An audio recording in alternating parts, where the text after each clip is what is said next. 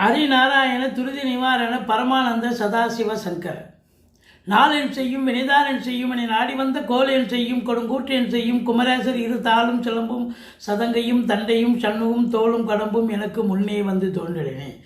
ஓம் அனுமந்தாய வித்மகே வாயு புத்திராய தீமகே தந்தனோ மாருதி பிரச்சோதித்தார். பட்டீஸ்வரம் ஸ்ரீ விஷ்ணு துர்க்கையே போற்றி. உலகெங்கிலும் வாழ்ந்து கொண்டிருக்கும் ஸ்ரீராம் ஆஸ்ட்ரோ யூடியூப் சேனல் நேயர்களுக்கு டாக்டர் சைதை ராஜாவின் அன்பான வணக்கங்கள். நாம் இப்பொழுது இந்த எபிசோடில் வார ராசி பலன்களை பார்க்க போகிறோம். ஜூலை 27 முதல் ஆகஸ்ட் 2ஆம் தேதி வரைக்கும் கிரகங்கள் எப்பேற்பட்ட பலனை ஒவ்வொரு ராசிக்கும் வழங்கப் போகிறது என்பதை பார்க்கலாம் வாங்க. இந்த வாரம் முழுவதும் வளர்பிறை நாட்களே. எங்களுடைய சேனலை பார்த்து கொண்டிருக்கும் அன்பர்கள் இதுவரைக்கும் சப்ஸ்கிரைப் செய்யாதவர்கள் சப்ஸ்கிரைப் செய்து கொள்ளும்படி கேட்டுக்கொள்கிறோம். ரைட் சைடில் சப்ஸ்கிரைப் இருக்கும், பெல் பட்டன் இருக்கும், ரெண்டுத்தையும் ப்ரெஸ் பண்ணிங்கன்னா அடுத்த நொடியே எங்களுடைய வீடியோ உங்களை நோக்கி வர துவங்கிவிடும். வாங்க ராசிக்குள் செல்லலாம். கும்பராசி அன்பர்களுக்கு வணக்கம். கும்பராசி காலபுருஷனுக்கு 11வது ராசி. சனி பகவான் ஆட்சி பெறும் வீடு. இப்பொழுது சனி பகவான் 2ஆம் இடம் என்று சொல்லக்கூடிய மீனத்தில் அமர்ந்திருக்கிறார். ஆனால் வக்ரகதியில் இருக்கார். இந்த கும்பராசியில் என்னென்ன நட்சத்திரங்கள் இருக்குது அப்படின்னு பார்த்தீங்கன்னா, அவிட்டம் 3-4 பாதங்கள், சதயம், பூரட்டாதி 1-2-3 பாதங்கள் உள்ளடக்கியது. இந்த கும்பராசி அப்படின்னா அதனுடைய அதிபதி சனி பகவான். எந்த ஒரு ராசிக்கும் அதனுடைய அதிபதி வக்ரமாக ஆகிவிட்டால் நல்ல பலனை தராது. எந்த ராசியாக இருந்தாலும் அந்த ராசி அதிபதி உங்களுக்கு வக்ரமாக இருந்து விட்டால் அது நல்ல பலனை கண்டிப்பாக அந்த கிரகம் கொடுக்காது. இந்த கும்ப ராசியில் ராகு பகவான் இருக்கார். ராகு ராசியில் இருக்கிறது ஒரு ஆசிலேஷன் மைண்டு கொடுக்கும். அதாவது நேற்று நைட்டு ஒன்று நினைப்பீங்க, காலையில் எழுந்து வேறு ஒன்று செய்வீங்க. ஒரு திடமான ஒரு ஸ்திரமான ஒரு எண்ணம் இருக்காது. அப்பப்போ இப்போ ஸ்பான்டேனியஸாக என்ன நினைக்கிறீங்களோ அதை அப்படியே செய்யணும்னு நினைப்பீங்க.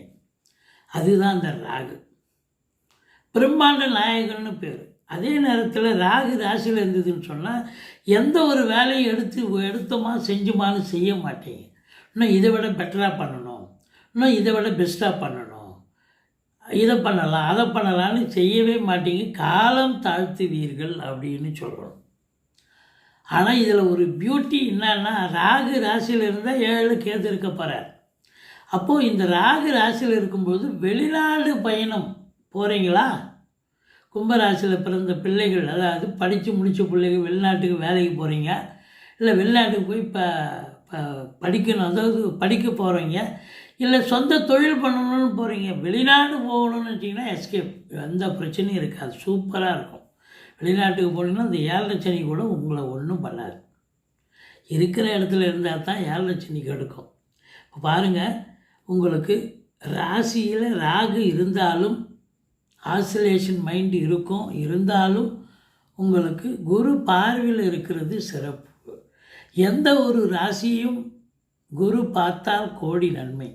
அப்போ தெளிவான சிந்தனை. 7 சனி போனால் மந்திச்சூட்ட மாதிரி இருப்பீங்க, ஆனால் குரு பார்க்குறாரு. அப்போது என்ன 7 சனி மாதிரி தெரியல, இவரை பார்த்தா நல்லா இருக்காரு அப்படின்னு சொல்கிற அளவுக்கு நல்ல சூப்பராக இருப்பீங்க. ஒன்றும் பயப்பட வேண்டாம். ஆனால் 2ல் சனி இருக்கிறது பாத சனின்னு சொல்கிறது 7 சனி. இந்த 7 சனி கூட 19 வயசுக்குள்ளே இருக்கிற பிள்ளைகளுக்கு முதல் ரவுண்டு அது கொஞ்சம் பிரச்சனையை ஏற்படுத்தும். படிப்பை ஸ்பாயில் பண்ணிடும். இப்போ சரியாக படிக்க மாட்டாங்க, மார்க் ஸ்கோர் பண்ண முடியாது. அவங்களுடைய இந்த குவாலிட்டியை தரத்தை கொண்டு வர்றதே 19 வயசுக்குள்ளே தானங்க பிள்ளைகளுடைய திறமையை நம்ம எடுத்துக்கிறது. அப்போ அதுக்குள்ளே இந்த முதல் ரவுண்டு 7 சனி வருதுன்னா யாருக்குமே அந்த பிள்ளைகளுடைய திறமை மூழ்கடிச்சிடும். இந்த சனி பகவான் திறமை வெளிக்கொணராது, திறமையை போட்டு அமைக்கணும். அப்போது எந்த ஒரு அன்பர்களுக்காகட்டும், எந்த ராசியாக இருக்கட்டும், 19 வயசுக்குள்ளே அவங்களுக்கு 7 சனி வந்ததுன்னு சொன்னாலே உண்மையிலே அவங்க படிப்பு சரியாக இருக்காதுங்க. படிப்பில் மார்க் ஸ்கோர் பண்ண முடியாது. ஆனால் 19 வயசுக்கு மேலே இருக்கிறவங்களுக்கு இதுதான் வாழ்க்கை, இதுதான் பாதை, இதுதான் பயணம்னு நல்லது பண்ணக்கூடிய ஒரு அம்சம் இந்த சனி பகவானுக்கு உண்டு. முதல்ல 5 வருஷம் கொஞ்சம் போட்டு தீட்டுவார். நான் வச்சு செய்வார்னே சொல்லலாம். முதல் 5 வருஷம் டென்ஷன், பரபரப்பு, மந்திச்சு விட்ட மாதிரி இருக்கும். ஆனால் கடைசி 2.5 வருஷம் பார்த்தீங்கன்னா இதுதான் பாதை, இதுதான் வாழ்க்கை, இதுதான் பயணம்னு 2வது சுற்று அருமையான சுற்று, நல்லதே செய்யும்னு ஜோதிட கிரந்தம் சொல்கிறது. அப்போது ஒன்றும் பயப்படாதீங்க. 19 வயசுக்குள்ளே இருக்கக்கூடிய பிள்ளைங்கள் தான் பயப்படணும். கும்பராசி என்பர்கள் 19 வயசுக்கு மேலே இருக்கிறவங்களுக்கு நல்லது நடக்க போகுது அப்படின்னு நினச்சிக்கலாம். இன்னும் 2.5 வருஷம் உங்களுக்கு பாதச்சனி. இந்த 2.5 வருஷத்தில் உங்களுக்கு நிச்சயமாக நல்லதே நடக்கும் அப்படின்னு 100% நம்பலாம். சனி பகவான் நல்லதே செய்வார். இறுதியில் நல்லது செஞ்சுட்டு போவாருங்க அவர். அதுதாங்க நிதர்சனம். சரி, அடுத்தது சனி பார்வை கொடியது. சனி 3ஆம் பார்வையாக 4ஆம் வீட்டை பார்க்குறார். மாத்திருஸ்தானம் என்று சொல்லக்கூடிய இடம். இப்போ தாய்க்கு தேக ஆரோக்கிய குறைவு ஏற்பட்டு மருத்துவ செலவுகள் வைக்கும். அடுத்தது தாய் வழி சொந்தங்களுக்கும் உங்களுக்கும் அகென்ஸ்ட் எதிர்ப்பாக மாறுவீர்கள். நீங்கள் சொல்கிறது அவங்களுக்கு ஏற்றுக்க மாட்டாங்க. ஒருத்தருக்கு ஒருத்தர் சண்டை, சச்சரவு, வாக்குவாதம் இதெல்லாம் வரும். அடுத்தது வண்டி வாகனங்களை வச்சு சுக்கிரனுடைய வீடு வேறு அது. அப்போ வண்டி வாகனங்களை வச்சு பழப்பு நடத்தக்கூடிய இந்த கும்பராசி அன்பர்களுக்கு சவாரி கிடைக்குதோ இல்லையோ பாதியில் நின்று போய் பழுதாகக்கூடிய ஒரு நிலை ஏற்படும். அப்போ பழுது பார்க்கக்கூடிய செலவு, மன உளைச்சல் இதெல்லாம் ஏற்படும். எச்சரிக்கையாக இருங்க. இதையும் தாண்டி வீட்டுக்கு மெயின்டெனன்ஸ் செலவுன்னு ஒன்று இருக்குது. அது ஒரு மாதத்துக்கு ஒரு இவ்வளோ அமௌண்ட்டுன்னு ஒதுக்கி வச்சுருப்பீங்க. அது இந்த ஒரு வாரமே காலி பண்ணிடுவீங்க. அது நிறைய கம்ப்ளைண்ட் வருங்க. ஒயர் போயிடுச்சு வீட்டில், அப்புறம் ப்ளம்பர் ஒர்க்கு செய்யணும், கதவே போயிடுச்சு, வேறு டோர் மாற்றணும்.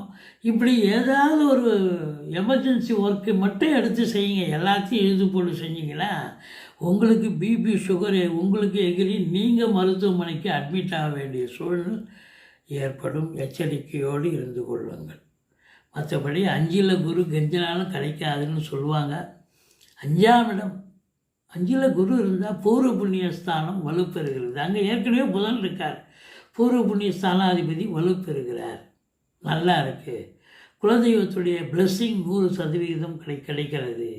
பூர்வீகத்தில் வீடு கட்டுவீங்க, வீடு ஆல்ட்ரேஷன் பண்ணுவீங்க, ஏதாவது ஒரு வேலையை இல்லை சுக்கிரன் வேறு அங்கே இருக்கார், அதுவும் பெயிண்ட் பண்ணுவீங்க, இன்டீரியர் டெக்கரேஷன் பண்ணுவீங்க, ஏதாவது ஒரு வேலையை எடுத்துக்கிட்டு போவீங்க, சிறப்பாக பண்ணுவீங்க, சந்தோஷமாக பண்ணுவீங்க. அடிக்கடி பூர்வீகத்துக்கு சென்று வரக்கூடிய தருணம் இது அப்படின்னு சொல்லலாம். அடுத்தது 6ல் சூரியன் இருக்கார். அவர் யாருன்னா 7க்குடையவன் 6ல் இருக்கார். 7க்குடையவன் 6ல் இருந்து அந்த கும்பராசிக்கு கணவனுக்கு மனைவி ஸ்தானம், மனைவிக்கு கணவன் ஸ்தானம். கணவன் மனைவியிடையே கருத்து வேறுபாடு வரும். விட்டு கொடுத்து போகணும். விட்டு கொடுத்து போனால் தான் வாழ்க்கை. வீட்டில் தோற்றணும், அப்போ தான் வெளியே ஜெயிக்க முடியும். விட்டு கொடுத்து போனால் தான் வாழ்க்கை சிறப்பாக இருக்கும். மற்றபடி 7ல் கேது வேறு இருக்கார். அதனால் ரொம்ப பிடிவாதம் இருக்கும் உங்கள் வாழ்க்கை துணைக்கோ அல்லது மனைவிக்கோ. அதனால் அந்த பிடிவாதத்தை உங்களுக்கும் பிடிவாதம் இருக்கும். அந்த பிடிவாதத்தை தளர்த்தி கொண்டு விட்டு கொடுத்தீங்கன்னு சொன்னால் நீங்கள் ஜெயிச்சிட்டிங்க, இல்லைன்னா தோற்றுடுவீங்க. அப்புறம் பஞ்சாயத்து, கோர்ட்டு கேஸு, டைவர்ஸுன்னு போக வேண்டியது தான்.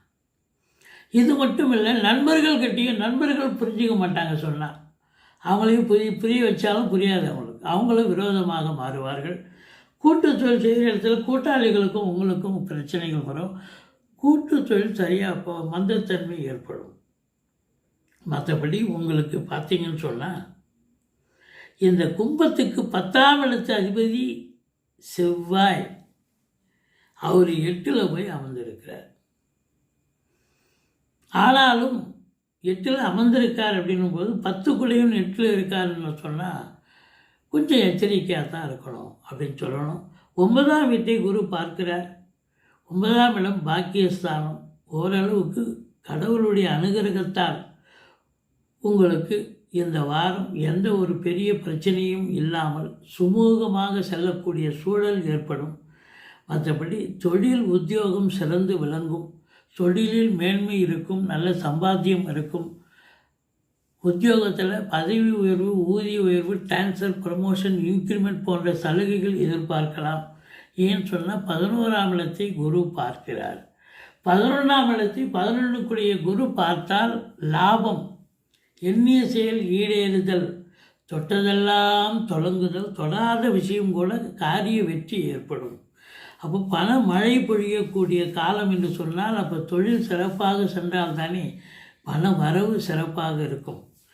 இது மட்டுமல்ல, 11ஆம் இடம் என்பது முதல் திருமணம் முறிவு ஏற்பட்டு 2வது திருமணத்திற்காக காத்திருக்கும் இந்த கும்பராசி அன்பர்களுக்கு 2வது திருமணத்திற்கான அமைப்பு உருவாக்கும். அது சட்டுப்பட்டு கிரகங்கள் இந்த குரு பார்வை கோடி நன்மை கொடுத்து வாழ்க்கை துணையை அமைத்து கொடுக்கும். இந்த கும்பராசியில் பிறந்த அன்பர்கள் இந்த ஜூலை 29, 30, 31 ஆகிய தேதிகள் சந்திராஷ்டம தேதிகளாக வருவதால் எச்சரிக்கையோடு இருங்க. சந்திராஷ்டமம் சொல்லிக்கிங்க. கூடிமான வரைக்கும் இரவு பிரயாணம் போகாதீங்க, வண்டி வாகனங்களில் செல்லாதீர்கள். மற்றபடி இந்த ராசி அன்பர்களுக்கு தொழில் சிறப்பாக மேன்மையாக இருக்கும். உத்தியோகத்தில் பேரு புகழ் அந்தஸ்து பதவி உயர்வு ஊதிய உயர்வு டிரான்ஸ்ஃபர் போன்ற சலுகைகள் கிடைக்கும்.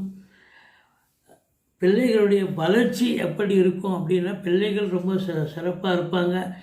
இந்த 5ல் குரு இருக்கிறதால சீட்டாட்டம் ரேசி lottery speculation online business share market போன்றவற்றில் ஈடுபாடு காட்டுபவர்களுக்கு சந்தோஷமான ஒரு வாரம். சந்தோஷத்திற்கு அளவே கிடையாது. சூப்பராக சந்தோஷமாக இருப்பீங்க. 7 சனி போகுது, டென்ஷன் இருக்கும். கொடுக்கல் வாங்கல் செய்யாதீங்க. 2ல் சனி இருக்குது. கொடுத்த பணம் வசூலாகாது. எச்சரிக்கையாக இருங்க. குடும்ப உறுப்பினர்கள்கிட்ட கணவன் மனைவி மற்றும் எல்லோருக்கிட்டையும் எச்சரிக்கையாக இருக்கிறது ரொம்ப சிறப்பு. மற்றபடி இந்த வாரம் 7 சனி நடந்தாலும் சூப்பரான ஒரு வாரமாக அமையப்போகிறது. பிள்ளையாரை வழிபாடு செய்யுங்கள். பட்டீஸ்வரம் ஸ்ரீ விஷ்ணு துர்கையை போற்றுங்கள். வாழ்க்கை வளமோடும் நலமோடும் அமையப்போகிறது. நன்றி. வாழ்க வளமுடன். எங்களுடைய வீடியோ பிடிச்சிருந்தால் லைக் பண்ணுங்கள், ஷேர் பண்ணுங்கள், சப்ஸ்கிரைப் பண்ணுங்கள். மறக்காமல் சப்ஸ்கிரைப் பண்ணுங்கள்.